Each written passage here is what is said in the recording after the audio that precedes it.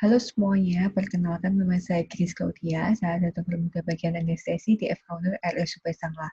Pada kali ini saya akan menjelaskan mengenai anestesia general dan spinal. Sebelum kita mengetahui mengenai anestesi general dan spinal, ada baiknya kita mengetahui dulu apa itu anestesi.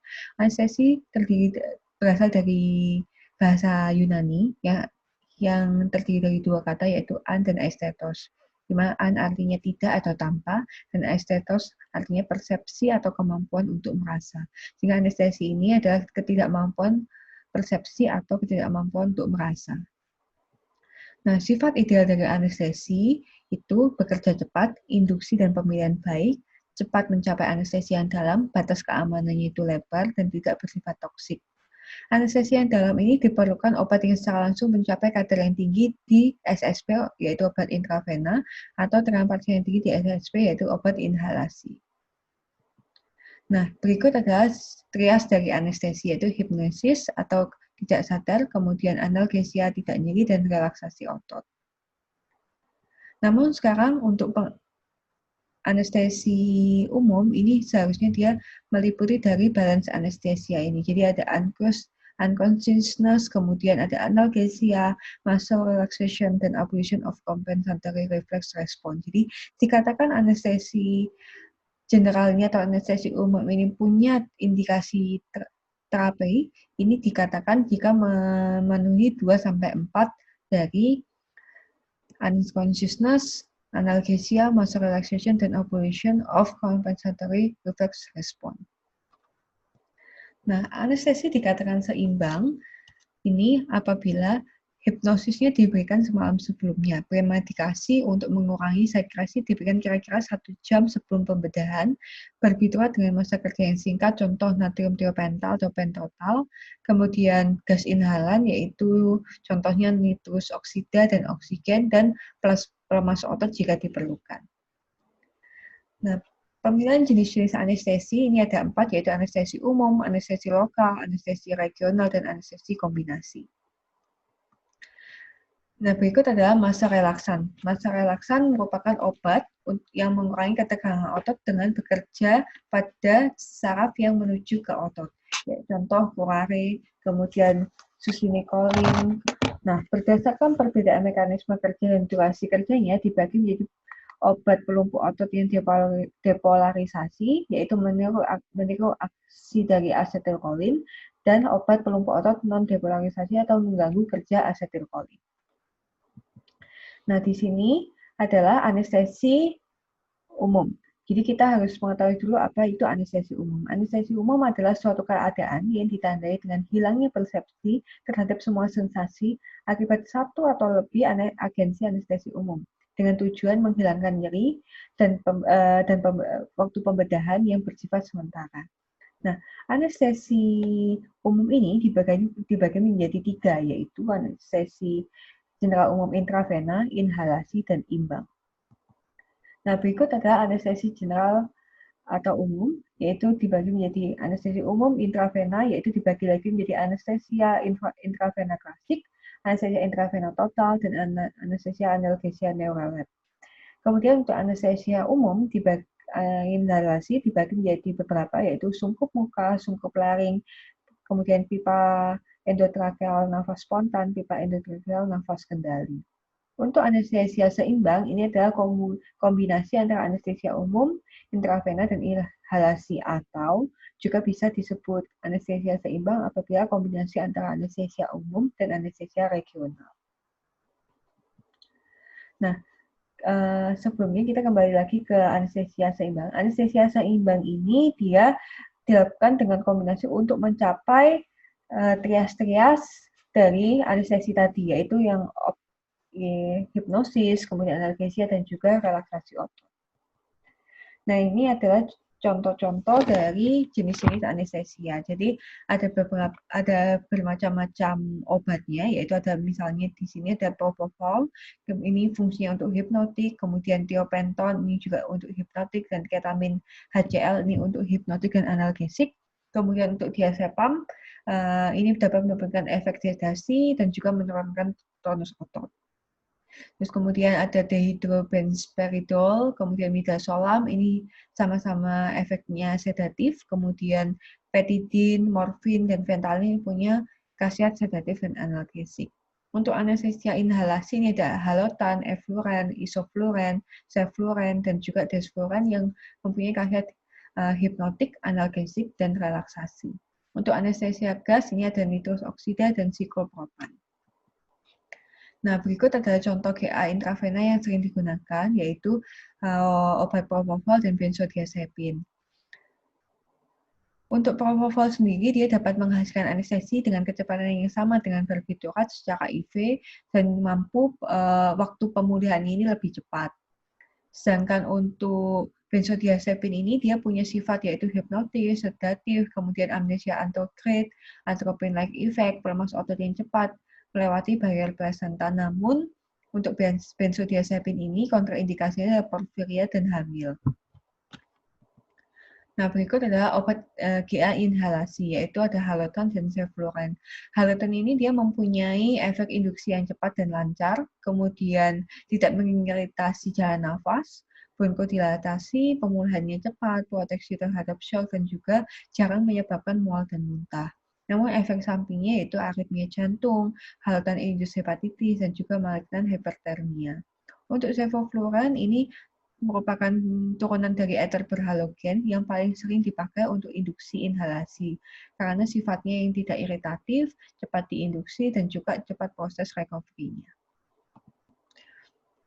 Nah, setelah kita mengetahui mengenai anestesi general, kita harus mengetahui dulu apa itu kelebihan dan kekurangan dari anestesi general.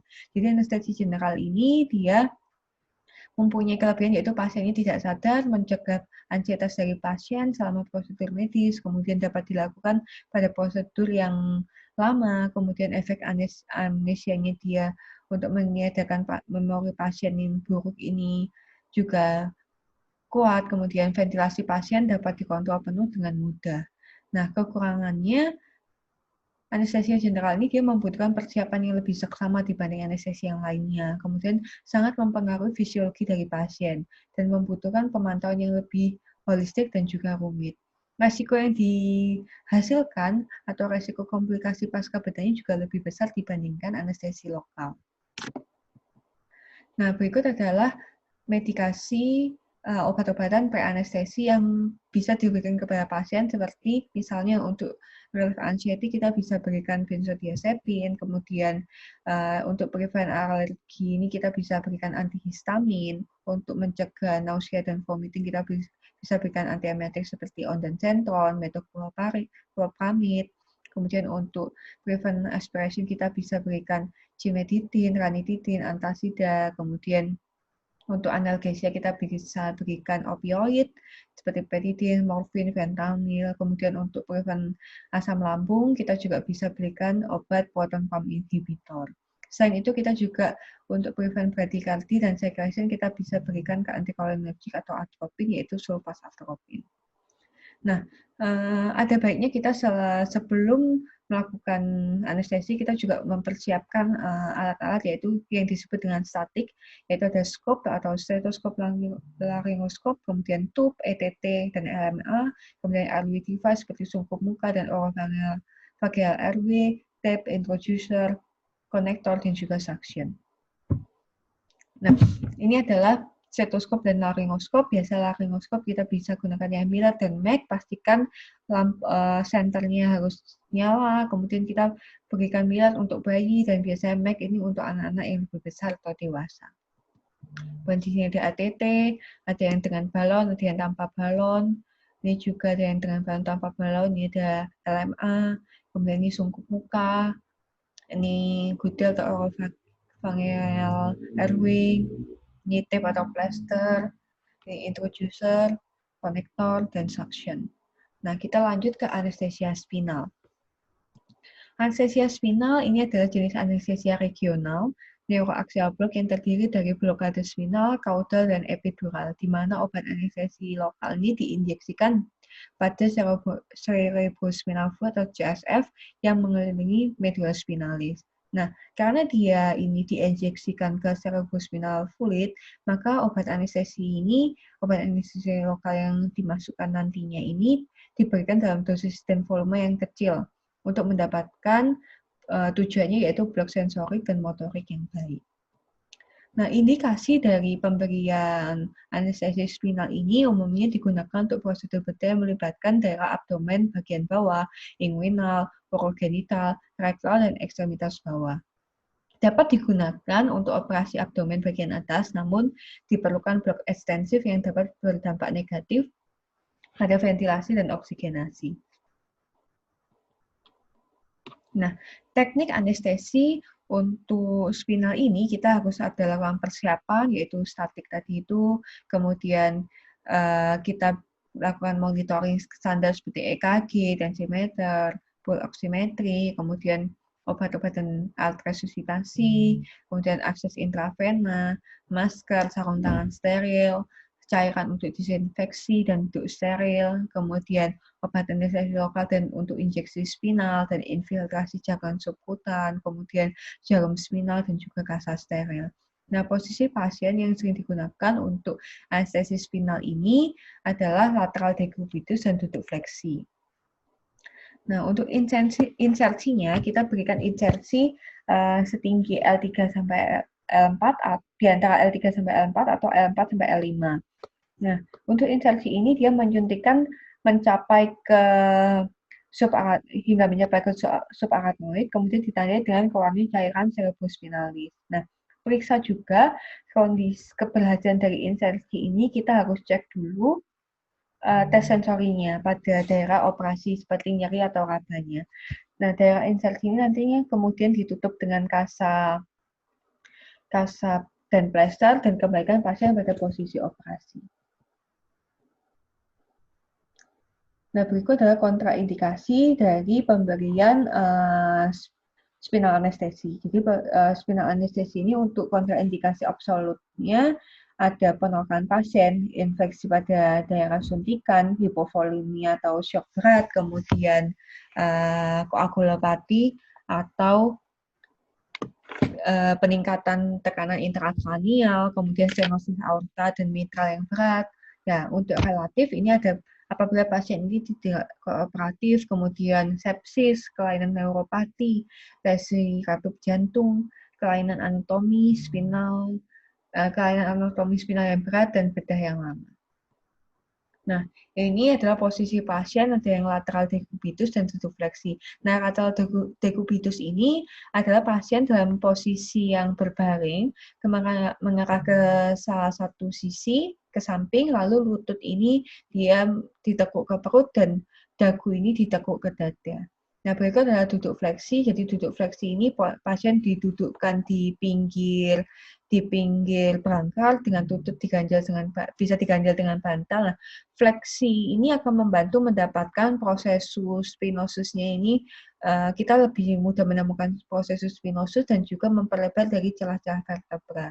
Kita bisa lihat tujuan dari lateral decubitus dan duduk fleksi ini yaitu sama-sama yaitu external of the scapula dan posterior iliac spine-nya kita bisa bentuk seperti ini.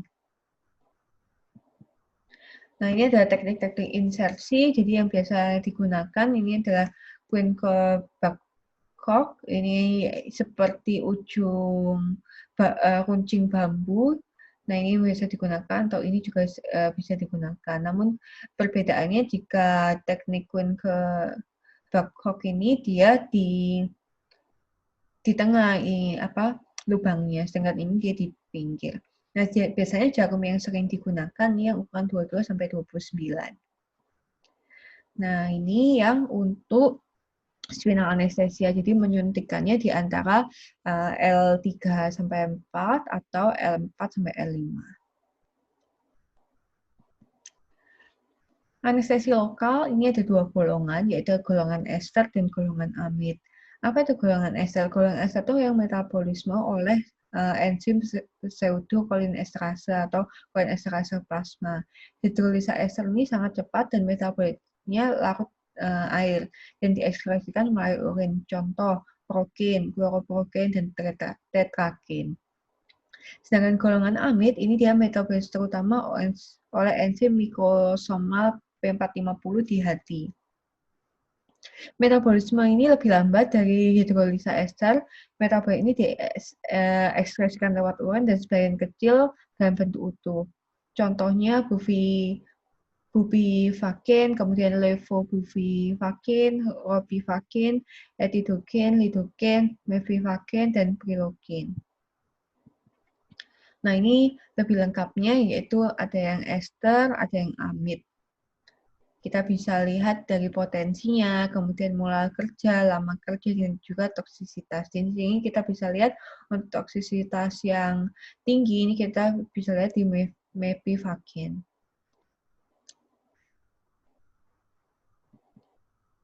Nah, ini adalah obat anestesi spinal, yaitu ada lidocain dan bupivacain. Kita bisa lihat lebih jelas lagi mengenai berat jenis, sifat, dan dosisnya. Pada lidocain yang 2% plain, ini sifatnya dia isobarik dan dosisnya 20-100 mg, yaitu 2-5 ml. Sedangkan untuk yang 5% dalam dextrose 1,5% nih, dia sifatnya hiperbarik dan dosisnya 20-50 mg, yaitu sampai 2 ml. Dan sedangkan bupivacain ini dia 0,5% dalam air, itu dia isobarik dan dia dosisnya 5-20 mg, ini 1-4 ml, dan bupivacain ini 0,5% dalam dextrose 8,25%, ini dia hiperbarik 5-15 mg, 3 ml. Nah, efek anestesi spinal ini dia pada sistem tubuh, ini dia punya efek kardiovaskular, pernafasan, pencernaan, saraf pusat, kemudian muskuloskeletal, imunologi, ginjal dan hepat, dan juga endokrin dan metabolisme. Kita balik lagi ke kardiovaskular. Jadi efeknya untuk spinal ini adalah depresi, automisasi, kontraktilitas, dan kecepatan induksi miokard. Kemudian juga dilatasi arteriolar. Pada pernafasan ini ditemukan relaksasi otot polus bronkus, kemudian blokade saraf torakal, yaitu penurunan aktivitas otot interkostal dan cardiac output, serta tekanan arteri pulmonal.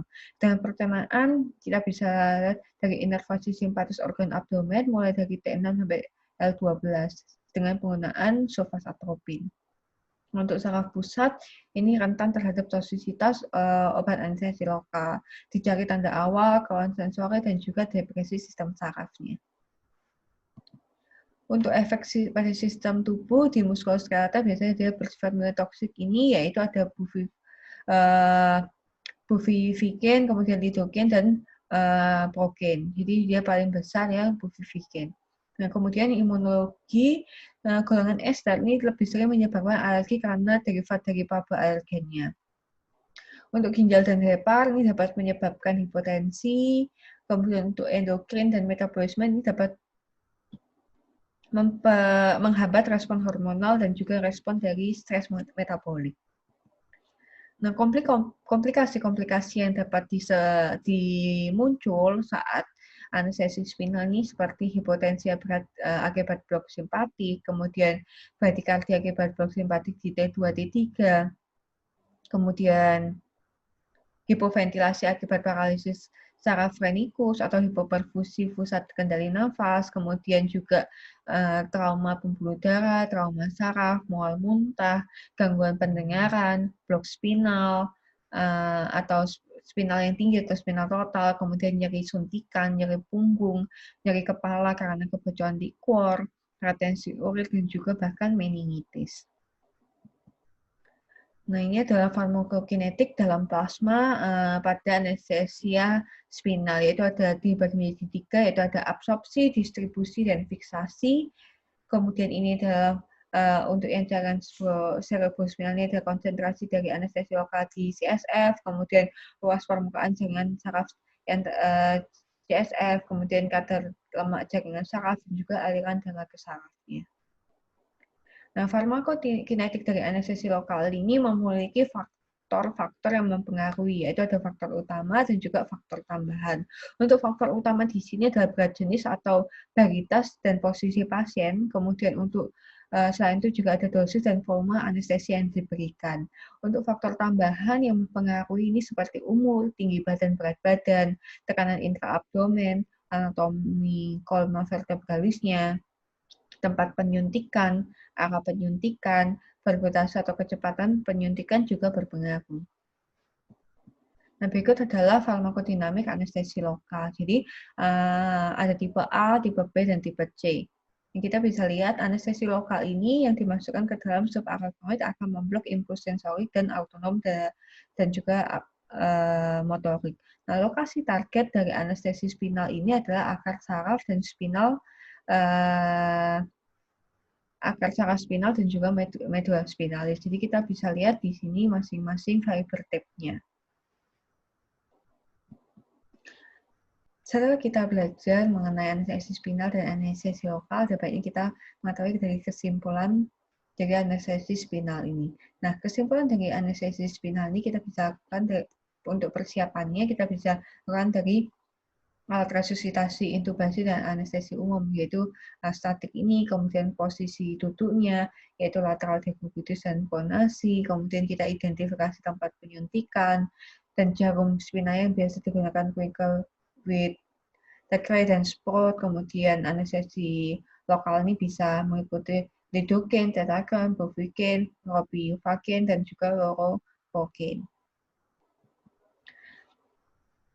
Nah, terakhir ini kita bahas yaitu pemulihan pasca anestesi. Jadi yang harus kita mengerti setelah kita melakukan anestesi dan juga operasi sudah selesai, kita harus lakukan penghitungan skor pemulihan pasca anestesi. Jadi untuk yang anestesi umum kita bisa gunakan Aldrich score pada dewasa dan Dowd score pada anak-anak. Ini nanti apabila dia sudah jika di penilaian ini nanti meliputi nilai warna, pernafasan, sirkulasi, kesadaran, dan aktivitas, kemudian maksimal skornya 2 dan minimal skornya 0. Nah, nanti apabila ini semua skor ini sudah ditambahkan, apabila sudah melebihi 8, maka penderita dapat dipindahkan ke ruangan. Untuk Steward Core anak-anak ini, penilaiannya berdasarkan gerakan, pernafasan, dan kesadaran, maksimal skor 2, minimal skor 0. Ini apabila dijumlahkan lebih dari 5, penderita dapat dipindahkan ke ruangan. Sedangkan untuk anestesi spinal, kita gunakan kriteria Bowmich score, yaitu kriteria nilainya ini, dia berdasarkan gerakan ekstremitas, jadi gerakan penuh dari tungkai, kemudian tak mampu ekstensi tungkai, kemudian tak mampu efeksi lutut, dan juga tak mampu efeksi pergelangan kaki. Nah, skornya 0-3. Jika Bowmich skor ini dia 2, ini minimal 2, ini dapat dipindahkan ke ruangan. Nah, sekian dari saya mengenai anestesi general dan anestesi spinal. Saya mohon maaf apabila ada kesalahan. Terima kasih.